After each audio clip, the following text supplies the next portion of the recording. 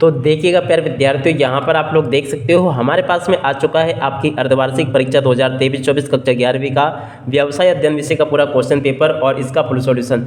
देखिएगा प्यारे विद्यार्थियों, यहाँ से मैं आपको पूरा का पूरा जो क्वेश्चन पेपर है ना उसको हल सहित बताने वाला हूँ। एक भी क्वेश्चन प्यारे विद्यार्थियों यहाँ से आपका मिस नहीं होगा अगर आपने इसको पूरा अच्छे प्रकार से देख लिया, जान लिया और समझ लिया तो चलिएगा आप आगे बढ़ते हैं। देखते हो समझते हैं कि अर्धवार्षिक परीक्षा कक्षा 11 का आपका व्यवसाय अध्ययन विषय का पूरा क्वेश्चन पेपर परीक्षाओं में कैसा पूछा जा रहा है और आप सबको इसका सॉल्यूशन किस प्रकार से पूरा कंप्लीट कर लेना चाहिए। 101% प्यारे विद्यार्थियों पूरा का पूरा ए टू जेड रियल वाला क्वेश्चन पेपर बताने वाला हूँ। एक भी क्वेश्चन प्यारे विद्यार्थियों यहाँ से आपका मिस नहीं होगा। तो चलिएगा आप आगे बढ़ते हैं, देखते हो समझते हैं अर्धवार्षिक परीक्षा कक्षा 11 के आपके व्यवसाय अध्ययन विषय के पूरे क्वेश्चन पेपर को और इसके सॉल्यूशन को। देखिएगा प्यारे विद्यार्थियों, यहाँ पर मैं आपको बता दूं पहले ही कि इस वीडियो में मैं आपको प्रश्न नंबर 1 से लेके 23 तक का पूरा सॉल्यूशन देने वाला हूँ। एक भी क्वेश्चन प्यारे विद्यार्थियों यहाँ से आपका मिस नहीं होगा अगर आपने इस वीडियो को पूरा लास्ट टाइम तक देख लिया, जान लिया और समझ लिया तो चलिएगा आप आगे बढ़ते हैं, देखते हो समझते हैं कि अर्धवार्षिक परीक्षा कक्षा 11 का आपका व्यवसाय अध्ययन विषय का पूरा क्वेश्चन पेपर कैसा आया है और आप सबको प्यारे विद्यार्थियों इस क्वेश्चन पेपर का सॉल्यूशन किस प्रकार से पूरा कंप्लीट कर लेना चाहिए। 101% प्यारे विद्यार्थियों पूरा का पूरा रियल पेपर लेकर हाजिर हो चुका हूँ। एक भी क्वेश्चन प्यारे विद्यार्थियों यहाँ से आपका मिस नहीं होगा अगर आपने इस वीडियो को पूरा लास्ट टाइम तक देख लिया, जान लिया और समझ लिया तो चलिएगा आप आगे बढ़ते हैं, समझते हैं आपके पूरे क्वेश्चन पेपर को और इसके सॉल्यूशन को। तो देखिएगा प्यारे विद्यार्थियों, यहाँ से आप लोग क्वेश्चन पेपर को देख लोगे। पहला क्वेश्चन सही विकल्प चुनकर लिखिए। देखिएगा सही विकल्पों का चयन आपको कैसे करना है। पहला क्वेश्चन पढ़ते हैं, चार्टर पार्टी है क्या है? एक अनुबंध है। इसका राइट आंसर क्या आ जाएगा? एक अनुबंध है। अगला क्वेश्चन, लघु एवं कुटीर उद्योग निर्भर करते हैं किस पर? स्थानीय संस्थानों पर निर्भर करते हैं, ये इसका राइट आंसर होगा। उसके बाद में देखिएगा तीसरा क्वेश्चन, व्यवसाय का सरकार के प्रति दायित्व है क्या है? करों का भुगतान। उसके बाद में देखिएगा चौथा क्वेश्चन पढ़ते हैं, ई कॉमर्स का प्रादुर्भाव हुआ। तो देखिएगा ई कॉमर्स का प्रादुर्भाव कब हुआ? 1970 में हुआ था, ये इसका राइट आंसर होगा। उसके बाद में अगला क्वेश्चन पढ़ते हैं 5वें नंबर का, बैंक का कार्य नहीं है। तो देखिएगा वस्तुओं का व्यापार करना बैंक का कार्य नहीं है। उसके बाद में अगला क्वेश्चन, सार्वजनिक क्षेत्र के उपक्रमों के संगठन के रूप है। तो देखिएगा इसका राइट आंसर आ जाएगा ये सभी। यहाँ से आप लोग इसको देख लें और पूरा का पूरा समझ लें।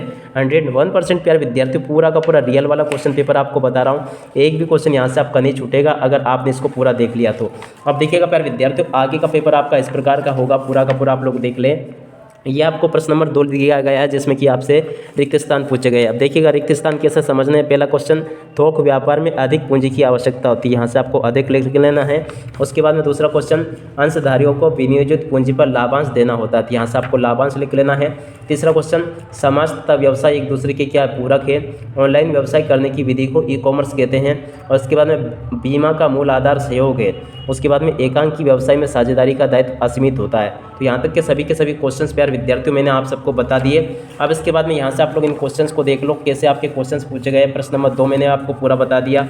7वां क्वेश्चन, लाभ का प्रतिफल है। तो देखिएगा व्यावसायिक जोखिम का प्रतिफल है, यहाँ से आप लोगों को देख लेना है। उसके बाद में देखिएगा प्यारे विद्यार्थियों प्रश्न नंबर 3 को समझ ले जिसमें कि आपसे जोड़ी पूछी गई है। देखिएगा जोड़ी का मिलान आपको कैसे करना है। निर्यात संवर्धन, इसकी जोड़ी मिल जाएगी। निर्यात क्षेत्रों की स्थापना, उदय का। इसके बाद में अधिकार हस्तांतरण, इसकी जोड़ी फ्रेंचाइजी से मिल जाएगी। कुटीर उद्योग घर में से संचालित होते हैं। ऋण पत्र, निश्चित प्रतिफल होता है। लिखित संदेश, फैक्स होता है। पंजीयन ऐच्छिक होता है। साझेदारी फर्म का पंजीयन ऐच्छिक होता है। तो यहाँ तक के सभी क्वेश्चंस को आप लोग देख लो और पूरा का पूरा समझ भी लो। उसके बाद में देखिएगा यहाँ से आप लोग इन क्वेश्चंस को पढ़ लो क्या लिखे हैं। एक शब्द या फिर एक वाक्य में आपको उत्तर देने हैं। पहला क्वेश्चन पढ़ते हैं, थोक व्यापारी अपना माल किसको बेचते हैं? तो देखिएगा थोक व्यापारी जो होते हैं ना अपना माल फुटकर व्यापारी को बेचते हैं। उसके बाद में अगला क्वेश्चन पढ़ते हैं, लघु व्यवसाय उपक्रम के लिए विनियोग की अधिकतम सीमा क्या होगी? 5 करोड़ होगी। उसके बाद में ऋण पत्रधारियों का प्रतिफल क्या होगा? ब्याज होगा। यहाँ से आप लोगों को ब्याज लिख लेना है। साझेदारी के मध्य लिखित अनुबंध को क्या कहते हैं? तो देखिएगा इसको कहते हैं साझेदारी संलेख। उसके बाद में कंपनी के अंशधारी क्या कहलाते हैं? कंपनी के स्वामी कहलाते हैं। परिवहन उद्योग किस उद्योग के अंतर्गत आता है? तृतीय उद्योग के अंतर्गत आता है। उसके बाद में मछली पकड़ना किस उद्योग के अंतर्गत आता है? तो ये निष्कर्षण उद्योग के अंतर्गत आता है। तो यहाँ तक के सभी क्वेश्चंस देख लो प्यारे विद्यार्थियों। ए टू जेड क्वेश्चंस मैंने आप सबको यहाँ तक के बता दिए। उसके बाद में यहाँ से आप लोग इन क्वेश्चंस को देख लो। पहला क्वेश्चन पढ़ते हैं, थोक व्यापारी द्वारा उपभोक्ताओं को वस्तुएं बेची जाती, असत्य है होगा। उसके बाद में अगला क्वेश्चन, कुटीर उद्योग अंशकालिक रोजगार प्रदान करता, सत्य होगा। समता अंश ऋण आधारित कोष कहलाते असत्य होगा। प्रदूषण नियंत्रण सामाजिक दायित्व का अंग है, सत्य होगा। ई कॉमर्स व्यवसाय में इंटरनेट का उपयोग किया जाता, सत्य होगा। बीमा एक अनुबंध नहीं है, ये भी आपका सत्य होगा। तो देखिएगा प्यारे विद्यार्थियों, यहाँ तक के सभी क्वेश्चंस को आप लोग देख लो, सत्य सत्य वगैरह सारी चीज़ें आपको इस प्रकार से पूरी कंप्लीट कर लेनी है। अब देखिएगा बाकी के जो क्वेश्चन है ना आपके प्रश्न नंबर 6 से लेकर 23 तक के, इन सभी क्वेश्चन के आंसर भी आपको मैं यहीं से बताने वाला हूँ। चलिए जल्दी से इनके आंसर को देखते हैं। छठा क्वेश्चन पढ़ते हैं, व्यवसाय के कोई 2 आर्थिक उद्देश्य लिखिए। तो चलिएगा व्यवसाय के 2 आर्थिक उद्देश्यों को देखते हैं। तो देखिएगा प्यारे विद्यार्थियों, यहाँ से आप लोग लिख लें, व्यवसाय के 2 आर्थिक उद्देश्य यहाँ पर आपको दिए गए हैं, आप लोग यहाँ से इसको नोट कर लेंगे। उसके बाद में अगले क्वेश्चन को पढ़ते हैं। A to Z क्वेश्चन बताऊंगा प्यारे विद्यार्थियों, एक भी क्वेश्चन यहाँ से आपका मिस नहीं होगा। तो देखिएगा मैंने छठा क्वेश्चन आपको बता दिया।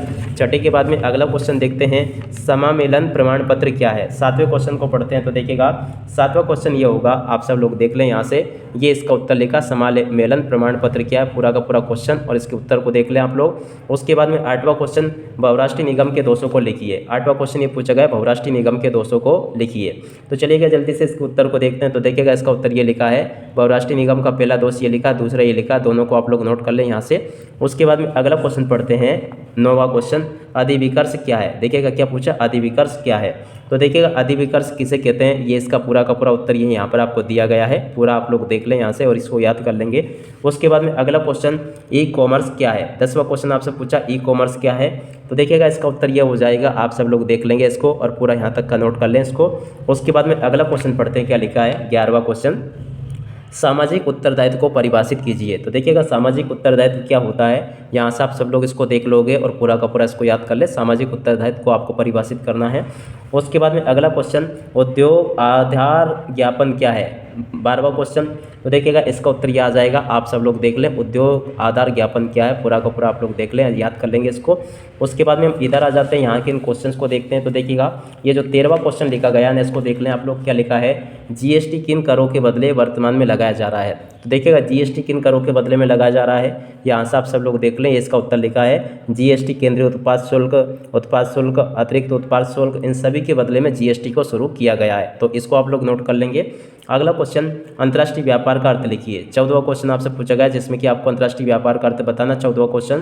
तो चलिए जल्दी से इसके उत्तर को देखते हैं, ये इसका उत्तर होगा, पूरा का पूरा क्वेश्चन और इसके उत्तर को आप लोग देख लें, याद कर लें यहाँ से। उसके बाद में अगला क्वेश्चन पढ़ते क्या लिखा है, देखिएगा 15वां, विदेशी व्यापार के 2 दोष बताइए। विदेशी व्यापार के 2 दोष कौन कौन से 15वें क्वेश्चन में आपसे पूछा है। देखिएगा इसका उत्तर ये लिखा, पूरा का पूरा क्वेश्चन देख लें आप लोग यहाँ से और इसके उत्तर को नोट कर लें कि विदेशी व्यापार के 2 दोष कौन कौन से हैं, ये मैंने यहाँ से आपको बता दिया। उसके बाद में अगला क्वेश्चन 16वां, व्यवसाय पेशा व रोजगार में अंतर बताइए। 16वां क्वेश्चन पूछा जिसमें कि आपको व्यवसाय पेशा और रोजगार में अंतर बताना है। तो देखिएगा व्यवसाय पेशा और रोजगार में अंतर ये लिखा है, पहला अंतर ये दिया गया है। उसके बाद में देखिएगा दूसरा अंतर ये लिखा है और उसके बाद में देखिएगा तीसरा अंतर ये लिखा गया है और उसके बाद में देखिएगा चौथा अंतर ये लिखा, 5वां अंतर ये लिखा गया है। यहाँ से आप सब लोग इसको देख लें, पूरा का पूरा याद कर लेंगे। उसके बाद में अगला क्वेश्चन ये मैंने आपको बता दिया। उसके बाद में 17वां क्वेश्चन पढ़ते हैं, सार्वजनिक उपक्रमों के उद्देश्य लिखिए। 17वां क्वेश्चन आपसे पूछा गया है। तो देखिएगा सार्वजनिक उपक्रमों के उद्देश्य क्या क्या है, यहाँ से आप लोग देख लेंगे। पहला उद्देश्य लिखा है तीव्र आर्थिक विकास करना। उसके बाद में दूसरा उद्देश्य लिखा है जनहित की अवहेलना को रोकना। उसके बाद में तीसरा उद्देश्य लिखा आधारभूत उद्योगों की स्थापना और चौथा उद्योग लिखा है रोजगार के अवसरों की वृद्धि करना। इस प्रकार से आप सब लोग इसको देख लेंगे।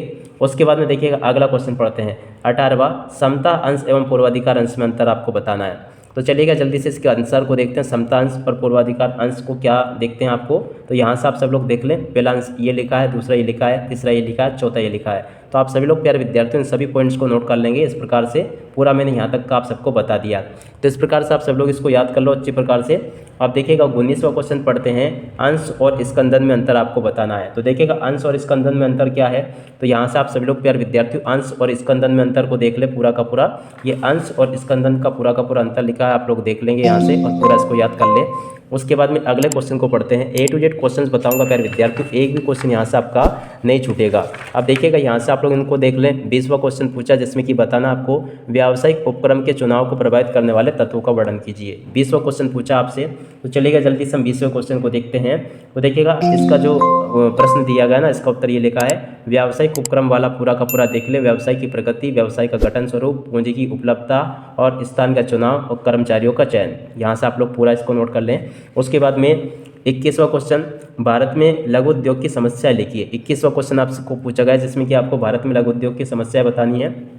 तो देखिएगा, भारत में लघु उद्योग की समस्या, इलेक्ट्रिक कच्चे माल की समस्या, वित्त की समस्या, परंपरागत उत्पादन विधि की समस्या। तो यहाँ से आप सब लोग इसको देख लें, पूरा यहाँ तक का याद कर लेंगे। उसके बाद में अगला 22वां क्वेश्चन, थोक व्यापारी के क्या कार्य है। 22वां क्वेश्चन पूछा थोक व्यापारी के क्या कार्य है। तो देखिएगा, थोक व्यापारी के कार्य लिखे हैं। पहला कार्य माल को एकत्रित करना, दूसरा कार्य वस्तुओं का विकेंद्रीकरण करना, तीसरा कार्य अर्थ प्रबंधन, श्रेणियन, परिवहन, उतार चढ़ाव की सुरक्षा। यहाँ से आप लोग इसको इस प्रकार से देख ले पूरा यहाँ तक का।